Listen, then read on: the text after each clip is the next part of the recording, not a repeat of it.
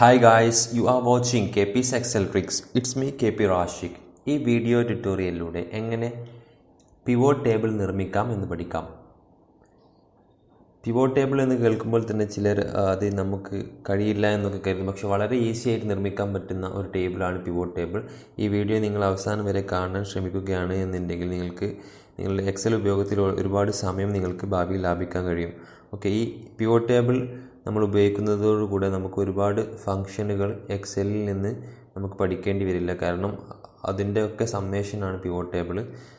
അതുപോലെ തന്നെ ഈ ഒരു വീഡിയോയുടെ മധ്യഭാഗത്തിലായിട്ട് ഞാൻ അധികമാരും പരിചയപ്പെടുത്താത്ത ഒരു ട്രിക്ക് കൂടെ നിങ്ങൾക്ക് ഞാൻ പറഞ്ഞു തരും. ഓക്കെ, ഈ വീഡിയോ നിങ്ങൾ അവസാനം വരെ കാണാൻ ശ്രമിക്കുക. ഓക്കെ, എൻ്റെ അടുത്ത് ഈ ഒരു ഡാറ്റയുണ്ട്. ഈ ഒരു ഡാറ്റ എന്ന് വെച്ചാൽ ഒരു കാർ ഏജൻസിയുടെ ഫസ്റ്റ് ക്വാർട്ടർ അഥവാ ഏപ്രിൽ മുതൽ ജൂൺ വരെയുള്ള അവരുടെ വിവിധ റെപ്രസെൻറ്റേറ്റീവുകൾ വിവിധ സംസ്ഥാനങ്ങളിൽ വിവിധ കാർ മോഡലുകൾ സെയിൽ ചെയ്തതിൻ്റെ ഡീറ്റെയിൽസാണ് ഇവിടെ ഉള്ളത്. ഇതിലാണ് നമ്മൾ പിവോട്ട് ടേബിൾ അപ്ലൈ ചെയ്യേണ്ടത്. പിവോട്ട് ടേബിൾ അപ്ലൈ ചെയ്യുന്നതിന് മുന്നേ നമുക്ക് കുറച്ച് പ്രീ റിക്വസിറ്റ്സ് ഉണ്ട്. അതെന്താണെന്ന് നോക്കാം. Each column should have headers. നമ്മൾ നോക്കുകയാണെങ്കിൽ നമ്മുടെ എല്ലാ കോളങ്ങൾക്കും ഹെഡേഴ്സ് ഉണ്ട്. ഓക്കെ, അത് കുഴപ്പമില്ല. No empty column or rows. നമ്മുടെ ഈ ടേബിളിൽ എം ടി ആയിട്ട് കിടക്കുന്ന ഒരു റോയോ കോളമോ ഇല്ല. സോ ആ ഒരു കണ്ടീഷനും സാറ്റിസ്ഫൈ ചെയ്തു. അടുത്തത് no total or sub total rows. നമ്മൾ ഇവിടെ ഒരു സെല്ലിനും ഇവിടെ ടോട്ടൽ ഒന്നും കൊടുത്തിട്ടില്ല. ഓക്കെ, അതും ഓക്കെയാണ്. ആ 3 കണ്ടീഷനും സാറ്റിസ്ഫൈ ആയിട്ടുണ്ട്. പിന്നെ നമുക്ക് വേണ്ടത് പിവോട്ട് ടേബിൾ എപ്പോഴും നിർമ്മിക്കാൻ നല്ലത് ഒരു ടേബിളിൽ നിന്നാണ്. ടേബിളിൽ നിന്ന് നിർമ്മിച്ചാൽ നമുക്ക് പിന്നീട് ഈ ഒരു ഡാറ്റയിലേക്ക് പുതിയ അഡീഷൻ എന്തെങ്കിലും ആഡ് ചെയ്യുകയാണ് എന്നുണ്ടെങ്കിൽ വളരെ എളുപ്പത്തിൽ റീഫ്രഷ് ചെയ്യാൻ പറ്റും. ഓക്കെ, നമുക്ക് എങ്ങനെ നോക്കാം. ആദ്യം ഞാൻ ഈ ഒരു ഡാറ്റ ടേബിൾ രൂപത്തിലാക്കുന്നു. അതിന് ഞാൻ Ctrl+T പ്രസ് ചെയ്യുന്നു. അതിനുശേഷം ഓക്കെ കൊടുക്കുന്നു. ഇപ്പോൾ ഒരു ടേബിൾ രൂപത്തിലായിട്ടുണ്ട്. ഞാൻ എൻ്റെ ടേബിളിന് ജസ്റ്റ് പേര് കൊടുക്കുന്നു, ഡാറ്റ ഫോർ പിവോട്ട് എന്ന് കൊടുക്കുന്നു. അതാണ് ടേബിൾ നെയിം, പേര് കൊടുത്തു. ഓക്കെ, എന്നിട്ട് നമ്മൾ ചെയ്യേണ്ടത് ഇൻസേർട്ട് ടാബ് ഉണ്ട്. ഇവിടെ ഇൻസേർട്ട് ടാബിൽ പോകുന്നു. അവിടെ 2 ഓപ്ഷൻ ഉണ്ട്, റെക്കമെൻഡഡ് പിവോട്ട് ടേബിളും പിവോട്ട് ടേബിളും. ആദ്യം റെക്കമെൻഡഡ് പിവോട്ട് ടേബിൾ എന്താണെന്ന് നോക്കാം. റെക്കമെൻഡഡ് പിവോട്ട് ടേബിൾ ക്ലിക്ക് ചെയ്യുന്നു. ഇവിടെ കാണുന്നത് എക്സൽ ഡീഫോൾട്ടായിട്ട് ഓട്ടോമാറ്റിക്കലി നമ്മളുടെ ഡാറ്റ വെച്ചിട്ട് ഐഡൻറ്റിഫൈ ചെയ്ത കുറച്ച് ഫോർമാറ്റുകളാണ്. ഇത് വേണം എന്നുണ്ടെങ്കിൽ നമുക്ക് ഓക്കെ കൊടുത്താൽ ഈ ഒരു ഫോർമാറ്റ് അവിടെ വരും. പക്ഷേ നമുക്ക് ക്രിയേറ്റ് ചെയ്യാൻ എന്ന് പഠിക്കാം. ഓക്കെ, അതിൽ ചെയ്യേണ്ടത് ഇൻസേർട്ട് ടാബിൽ പോകുന്നു, പിവോട്ട് ടേബിൾ ക്ലിക്ക് ചെയ്യുന്നു. സോ ഫസ്റ്റ് ആർഗ്യുമെൻ്റ് അവർ ചോദിക്കുന്നത് select A table or range എന്നാണ്. നമ്മൾ ടേബിൾ ഇവിടെ ഓട്ടോമാറ്റിക്കലി റിക്കഗ്നൈസ് ചെയ്തിട്ടുണ്ട്. ഡാറ്റ ഫോർ പിവോട്ട് ഇവിടെ സെലക്ട് ചെയ്തിട്ടുണ്ട്. അതാണ് ഞാൻ ടേബിളിൻ്റെ നെയിം. സോ അത് ഇവിടെ സെലക്ട് ആയിട്ടുണ്ട്. ഇനിയിപ്പോൾ അല്ല എന്നുണ്ടെങ്കിൽ നമുക്കിവിടെ മൗസ് കൊണ്ട് ഡ്രാഗ് ചെയ്താൽ മതി താഴെ വരെ. പിന്നെ അടുത്ത് ചോദിക്കുന്നത് ഈ ഒരു പിവോട്ട് ടേബിൾ വരുമ്പോൾ എവിടെയാണ് വരേണ്ടത് എന്നാണ്. ന്യൂ വർക്ക്ഷീറ്റിൽ വരണോ എക്സിസ്റ്റിംഗ് വർക്ക്ഷീറ്റിലേക്ക് വരണോ എന്നാണ്. ഞാനിവിടെ ന്യൂ വർക്ക്ഷീറ്റ് കൊടുക്കുന്നു. എന്നിട്ട് ഓക്കെ കൊടുക്കുന്നു. എന്നിട്ട് ഞാനിവിടെ ജസ്റ്റ് ഒരു പേര് മാറ്റുന്നു, പിവോട്ട് ടേബിൾ എന്നാക്കുന്നു ഈ ടേബിളിൻ്റെ പേര്.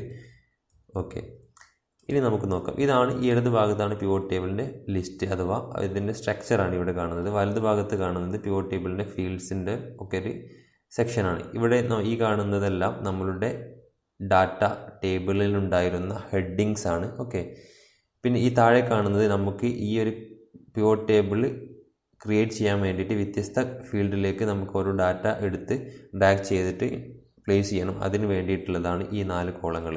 സോ നമുക്ക് നോക്കാം എങ്ങനെയാണെന്നതിൽ. ആദ്യം എനിക്ക് ഡേറ്റ് വൈസ് ഓരോ മന്ത് വൈസ് കിട്ടണം. മന്ത് വൈസ് എത്ര സെയിൽ ഉണ്ട് എന്നെല്ലാം അറിയണം. സോ ഞാൻ ആദ്യം ഡേറ്റ് എന്ന ഫീൽഡ് എടുത്തിട്ട് റോസിലേക്ക് ഇടുന്നു. സോ നമുക്കിവിടെ കാണാൻ പറ്റും നമ്മുടെ എല്ലാ റോസും ഇവിടെ വന്നിട്ടുണ്ട്. ഇത് ഇങ്ങനെ വന്ന വലിയൊരു ഡാറ്റയായി മാറും. അതുകൊണ്ട് ഞാനിത് ഗ്രൂപ്പ് ചെയ്യുന്നു എന്ന് വെച്ചാൽ ഇത് മന്ത് വൈസ് ആക്കുന്നു. ഞാനിവിടെ റൈറ്റ് ബട്ടൺ ക്ലിക്ക് ചെയ്തതിന് ശേഷം ഗ്രൂപ്പ് എന്നുള്ള അത് ക്ലിക്ക് ചെയ്യുന്നു. അതിന് ഇവിടെ ഒരുപാട് ഓപ്ഷൻസ് ഉണ്ട്. Seconds, minutes, days, quarter, years ഒക്കെ ഉണ്ട്. ഞാനിവിടെ മന്ത് സെലക്ട് ചെയ്യുന്നു. ഇവിടെ മുകളിൽ നിങ്ങൾക്ക് കാണാൻ പറ്റും സ്റ്റാർട്ടിങ്ങും എൻഡിങ് ഡേറ്റും.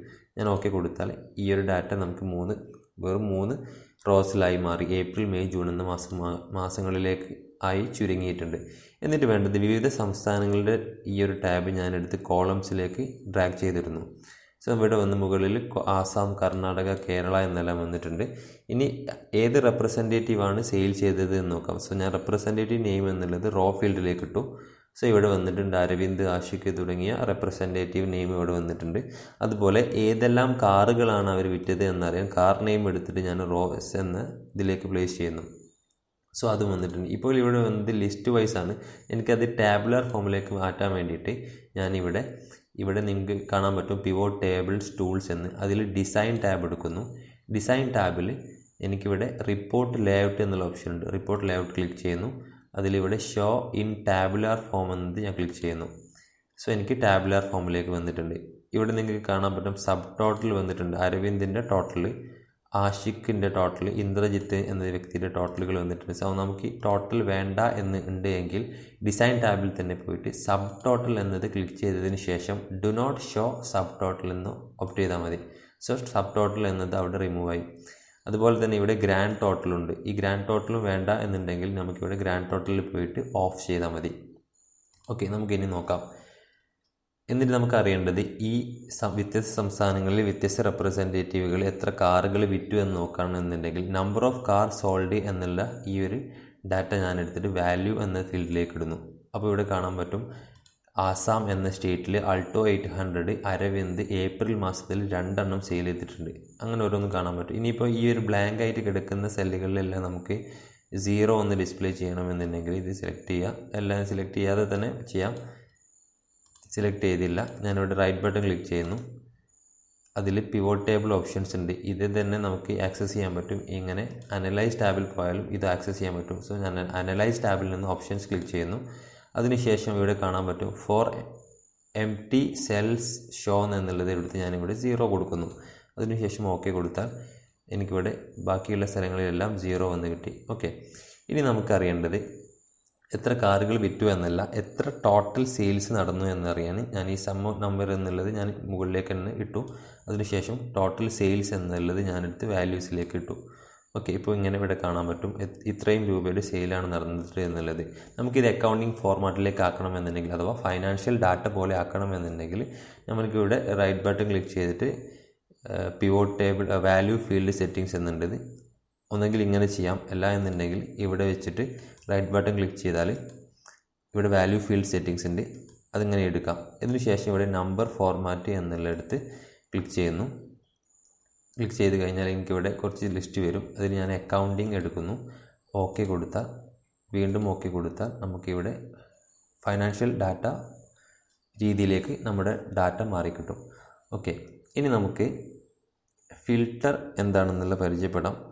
ഓക്കെ, ഫിൽട്ടർ എന്താണ് എന്നുള്ളത് ഞാൻ ഒരു ഉദാഹരണത്തിന് സ്റ്റേറ്റ് എന്നുള്ളത് ഞാനെടുത്ത് ഫിൽട്ടറിലേക്ക് ഇട്ടു.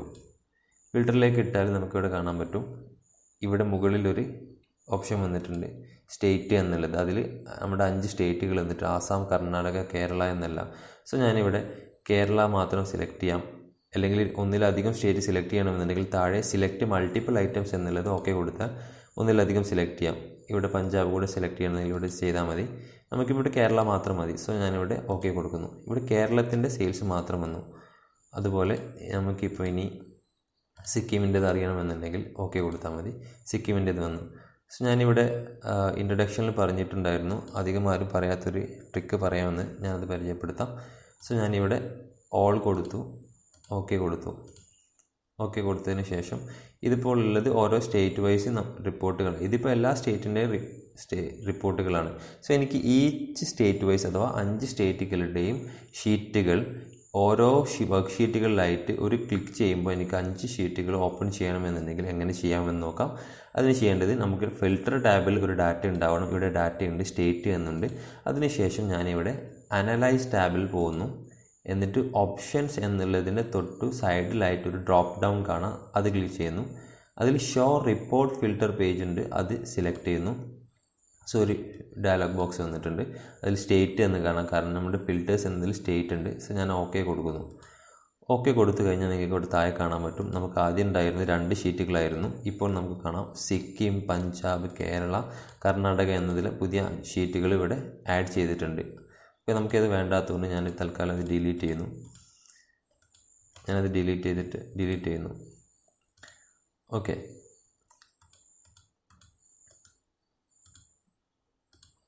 അത് ഡിലീറ്റ് ചെയ്തു. ഇനി നമുക്ക് ഈ ഫിൽട്ടർ ടാബിൽ സ്റ്റേറ്റ് എന്നതിന് പകരം നമുക്ക് റെപ്രസെൻറ്റേറ്റീവ് ചെയ്ത് നോക്കാം. ഞാനിവിടെ റെപ്രസെൻറ്റേറ്റീവ് എന്നുള്ളത് ഞാൻ ഫിൽട്ടർ ടാബിലേക്ക് ഇടുന്നു.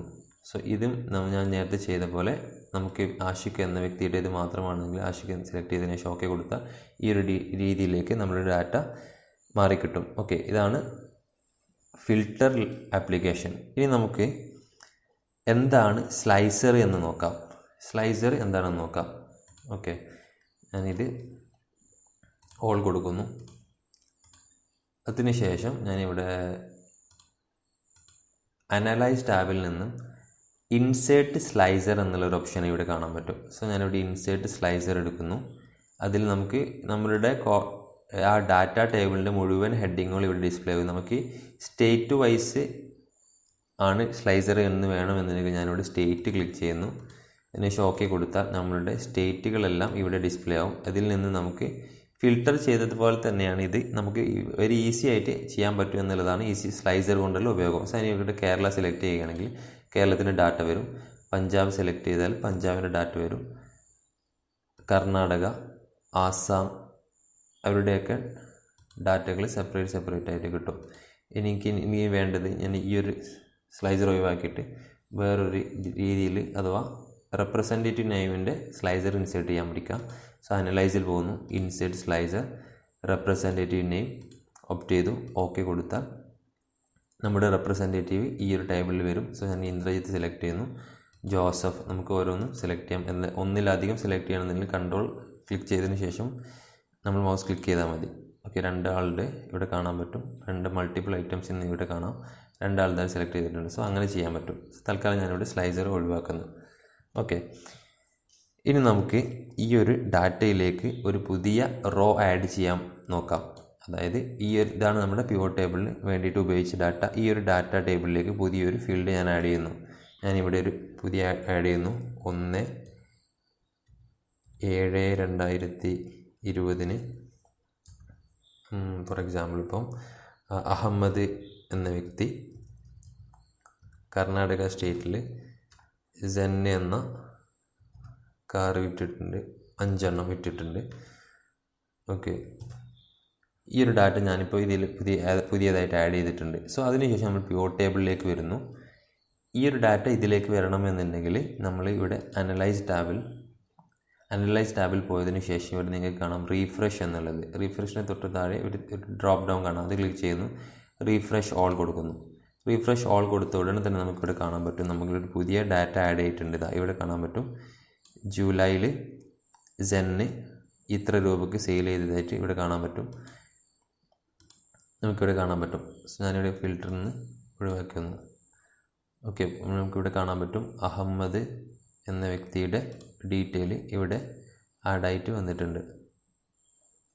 ഓക്കെ,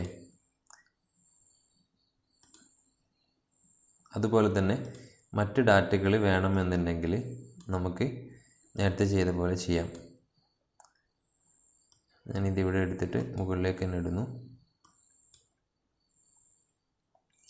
ഓക്കെ, എങ്ങനെയാണ് നമ്മൾ സ്ലൈസർ അപ്ലൈ ചെയ്യുക. ഇനി നമുക്ക് പിവോട്ട് ടേബിളിൻ്റെ മറ്റ് ഫീച്ചറിലേക്ക് നോക്കാം.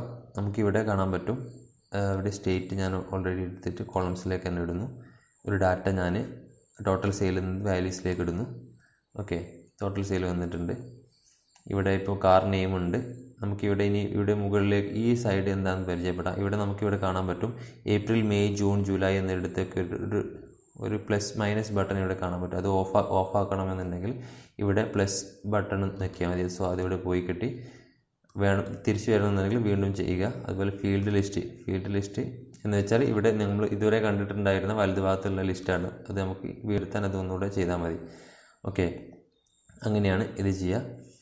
പിന്നെ നമുക്ക് ഡിസൈൻ ടാബിൽ പോയാൽ നമുക്ക് ബാൻഡഡ് കോളം വരുത്തണമെങ്കിൽ ബാൻഡഡ് കോളം വരുത്താം. ബാൻഡഡ് റോസ് വേണമെങ്കിൽ ബാൻഡഡ് റോസ് ക്ലിക്ക് ചെയ്താൽ മതി. ഇങ്ങനെയാണ് പിവോട്ട് ടേബിളിൻ്റെ ഒരു മാതൃക. ഓക്കെ, ഇതാണ് പിവോട്ട് ടേബിളിൻ്റെ ട്യൂട്ടോറിയൽ. ഈ വീഡിയോ നിങ്ങൾക്ക് ഇഷ്ടപ്പെട്ടിട്ടുണ്ട് എങ്കിൽ നിങ്ങൾക്ക് ലൈക്ക് ചെയ്യാം. ചാനൽ സബ്സ്ക്രൈബ് ചെയ്യാതെയാണ് കാണുന്നതെങ്കിൽ നിങ്ങൾക്ക് സബ്സ്ക്രൈബ് ചെയ്യാം. Okay, thank you for watching this video.